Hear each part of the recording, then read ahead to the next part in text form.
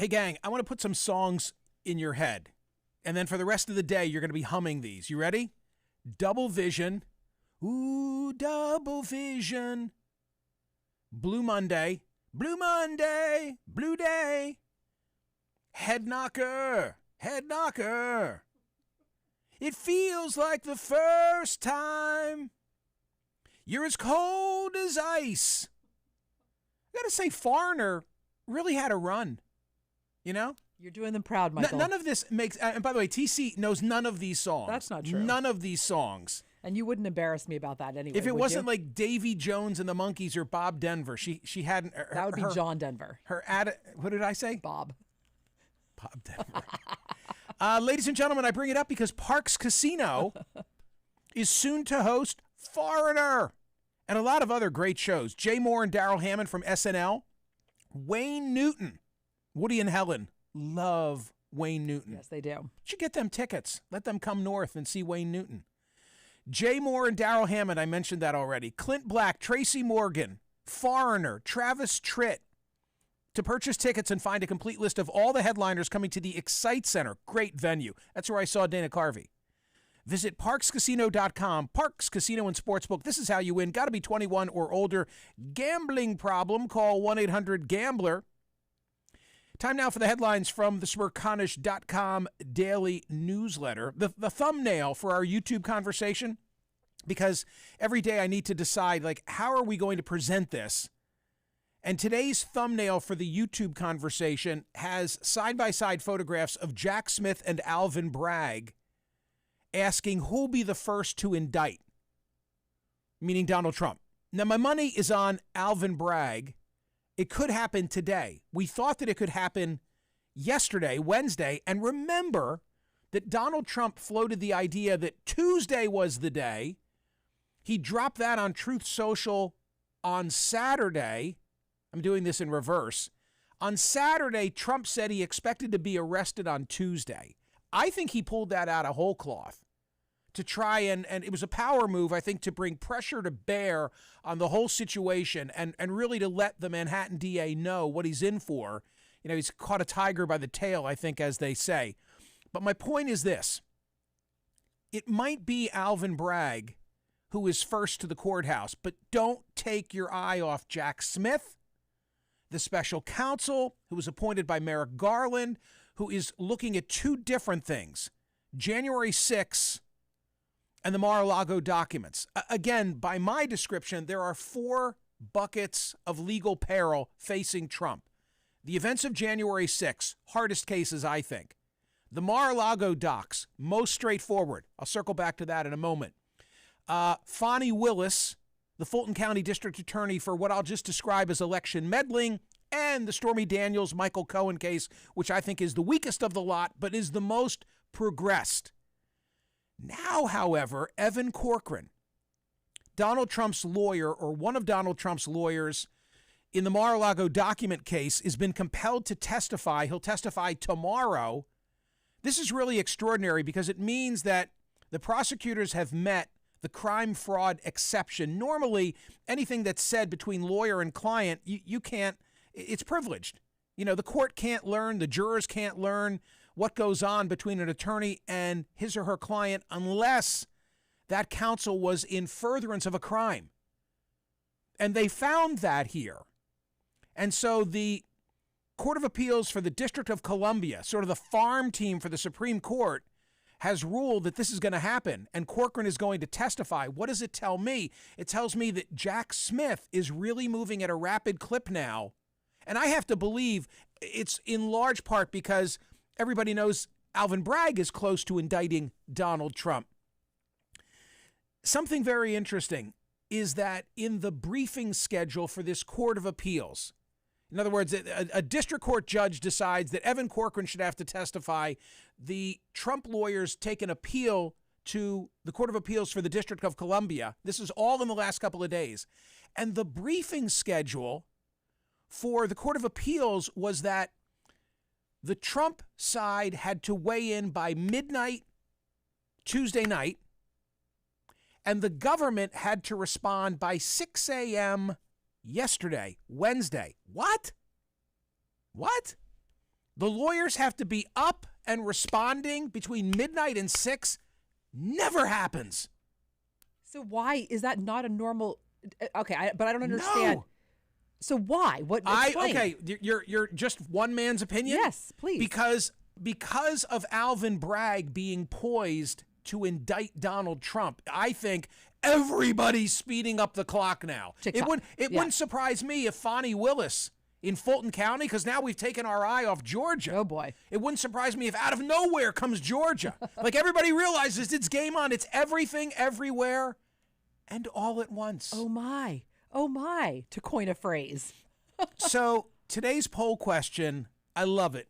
I wrote it. I just love today's poll question. That's the most Michael thing I've ever heard. Do you think Merrick Garland, who appointed Jack Smith, that he wants Alvin Bragg to indict Donald Trump relative to Stormy Daniels? In other words, the feds, with their own investigations, watching what's going on with the Manhattan DA, do they want him to go ahead and file that case?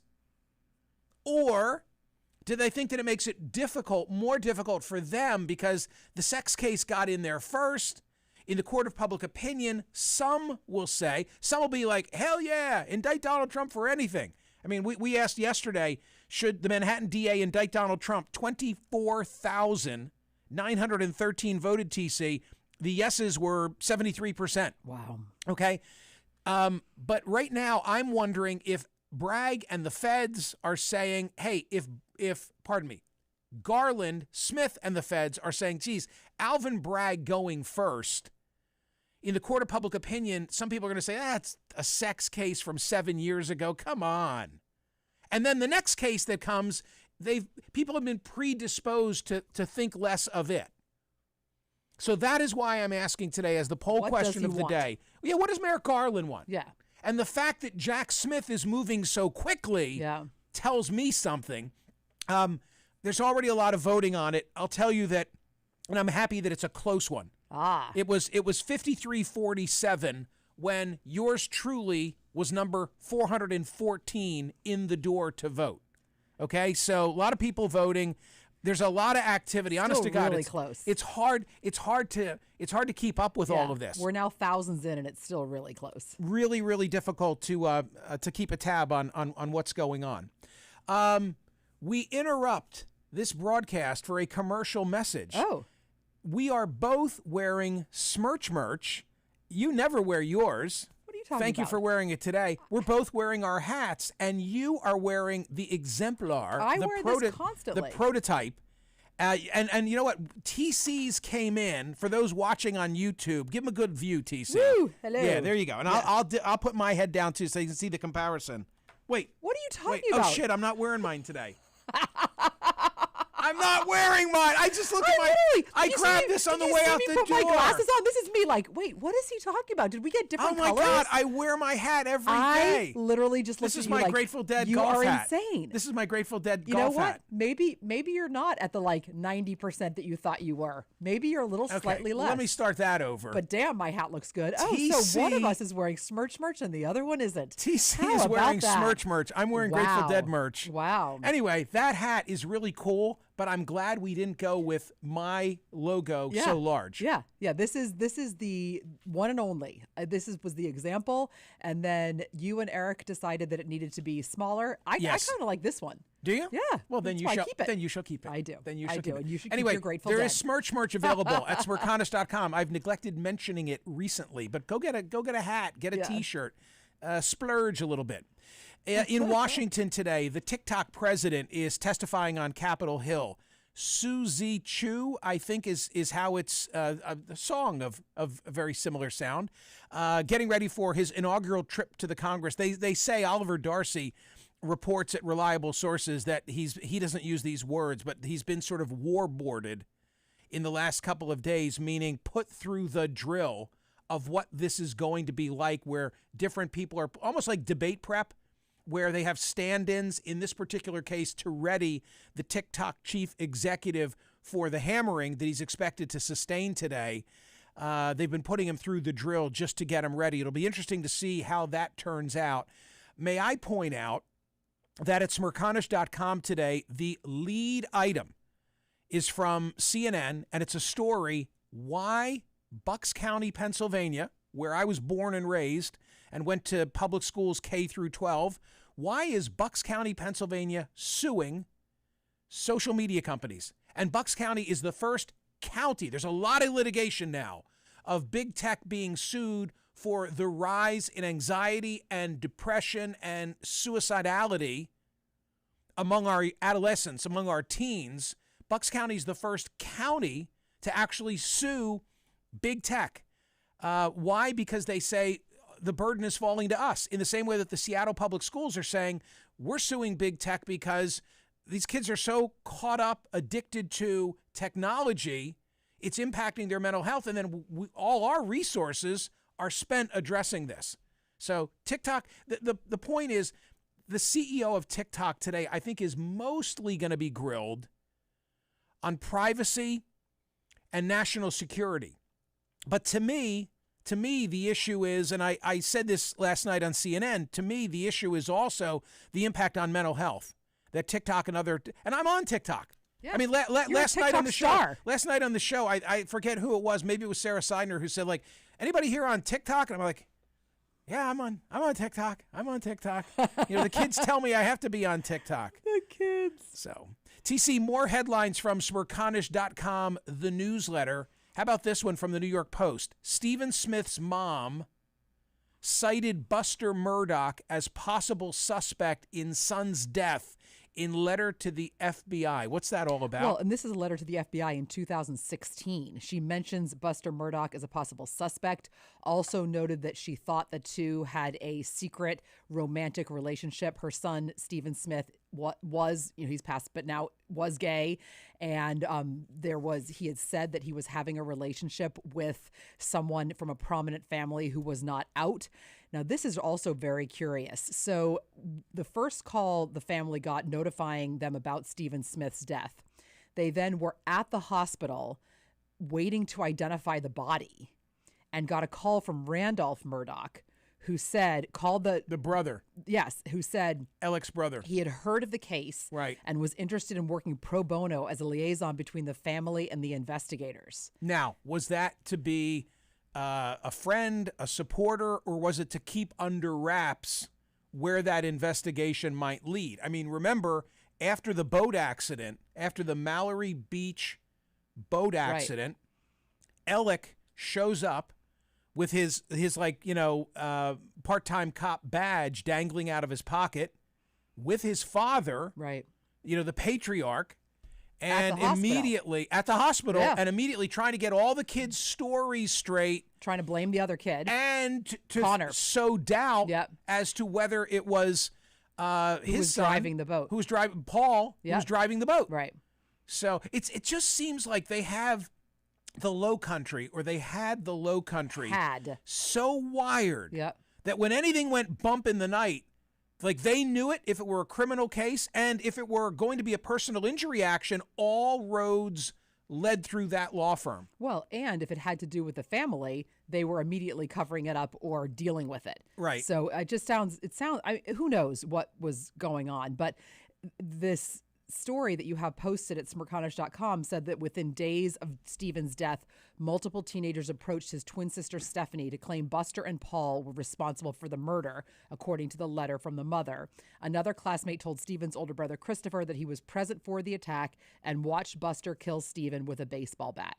That the Murdoch brothers had been out playing mailbox baseball. No, mailbox baseball, where you drive in a car and hit and that they came upon Stephen. You still looking at your hat? You still can't believe it's not Smerconish. I know. I grabbed on the way out the door. I was like, what point is he trying to make? Like, literally, I'm looking at you. Crazy. Yeah. Yeah. I also recommend a story posted at Smerconish.com today from the Wall Street Journal, the unraveling of the U.S. News college rankings. Yale Law School Dean Heather Gerken floated the idea past a small circle of colleagues. She had a sleepless night and queasy morning, and then on November 16, she started the revolt. She'd tried for years to get U.S. News and World Report to rethink their law school rankings. The problem for Ms. Gerken wasn't Yale's score. It had been number 1 for more than 30 years straight. But she worried about the broader impact on schools and their priorities. I'm all for it for a long time. I have said, and my beef is that if you're going to have one ranking system that everybody looks to, then there have to be metrics that the schools can be evaluated against one another, and quite naturally then it becomes an emphasis on standardized tests.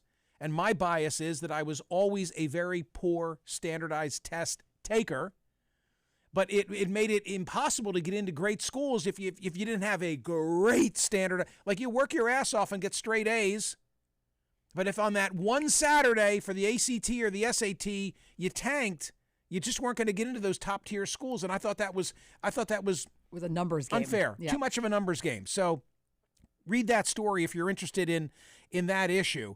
Gisele says she didn't break up the band. She's not Yoko Ono. No. She I like this. Headlines cast Bundchen as a sideline shrew, with the prevailing explanation centering on a supposed ultimatum. If his career continued, their marriage would not. The only problem is that, according to Bundchen, no such thing ever happened. She calls those characterizations very hurtful and the craziest thing I've ever heard. I must say that she is just glorious. Like, the pictures in this article from Vanity Fair are just absolutely stunning. Yeah, that is my take on this. I agree with you. Stunning. Do you think that she broke up the band? No. My gosh, you never know what's happening behind closed doors. Why make assumptions? It's so easy to say, oh, no. It just seems like she's out there modeling a lot now. Oh, I'm sorry, because that's her job? Are you kidding me? Well, in comparison to modeling a little, I think Tom comes out of retirement because all of a sudden the spotlight is all about her now. Okay. Do you think? That is you giving away how you would act. In September.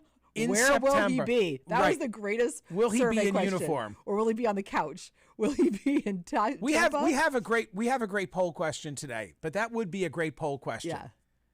You know, on a Sunday in September, will Brady be in uniform? Right.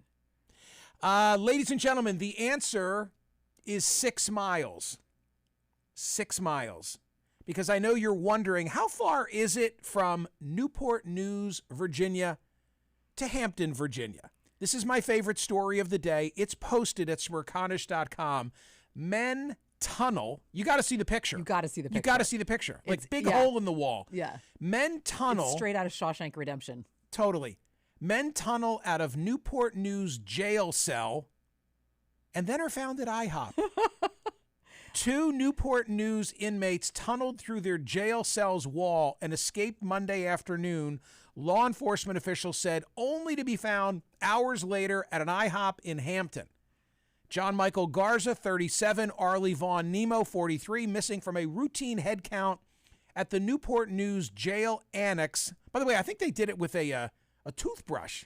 With something metal strapped on it. Like, that was the handle. Yeah. And then they had something metal strapped on it, and then they hit through to some rebarb that wasn't attached, and then they used that to get through the rest of it. I mean, you know what my question is? Like, you know what my question is? Yeah. When they were apprehended at the IHOP, someone recognized them and tipped off the police. Did they get to finish their meal? Did they get to eat? That was my question. And that also makes me want pancakes really badly. I'm starving right now. I love IHOP. Who doesn't? So if you don't like IHOP, I can't like you. So I'm on one hand, I'm thinking, like, these idiots. And on the other hand, I'm thinking, I bet they were so hungry. For something good. And where else were they going to go? Where else were they going to go? Where else were they going to go? It was perfect. 3 a.m. It's open. I mean, that's the thing. But honestly, 3 a.m. is kind of like you're gonna stand out if you go someplace at 3 a.m., even if it's a 24-hour place. They dug the hole using tools made, as TC says, from a toothbrush and a metal object that allowed them to exploit a construction design weakness in the wall. Yes. Love that story. Jack Daniels versus the poop-themed dog toy in a trademark case at the Supreme Court. Do you want to know of a blown opportunity of mine? What? I knew that we were going to talk about this case on CNN last night. Oh, you should have. I should have. Oh, I'm so disappointed. Damn. Wow. I should have handed everyone. It would have been the best thing ever. A Smerconish dog toy. Wow. I thought of it halfway up the New Jersey Turnpike. Oh, my gosh. Yeah, halfway up the New Jersey Turnpike. It's a funny case. You know, the legal issue. They do look exactly the same. I mean, they do. The legal issue is whether is whether consumers are going to be confused as to the point of origin. Laura Coates made a good point last night, which is that Jack Daniels always needs to be protecting its trademark. So that if you look at this case and you say, why didn't they let it slide?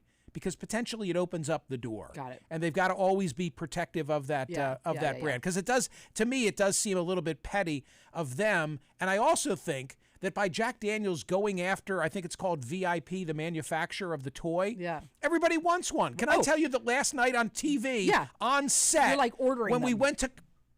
we went to commercial, everybody's ordered. No, I didn't, because I got my own dog toys. Yeah. From Smerch. Yeah. Why do you have to tear that apart? Everybody went on their phones and looking. All right, I want to get this straight. I want you to do a couple of things. Number one, it's Thursday. Listen to TC After Dark. From whiskey sours to Sundays with chili crisp on an ice cream sundae with chili crisp. It's Food Story 14, and I have to say, it's a good one. TC After Dark has dropped. Go listen to it. Next, subscribe to the Smerconish.com daily newsletter. Next, forward it. It just came out this morning. Forward it to someone that you think would enjoy it. Maybe they'll subscribe. It's free and it's worthy. What else? YouTube. Like, subscribe, and ring the bell to get notifications for when we are live. Like, subscribe, and ring the bell. Thank you so much for watching. Thank you so much for listening on POTUS. See you tomorrow.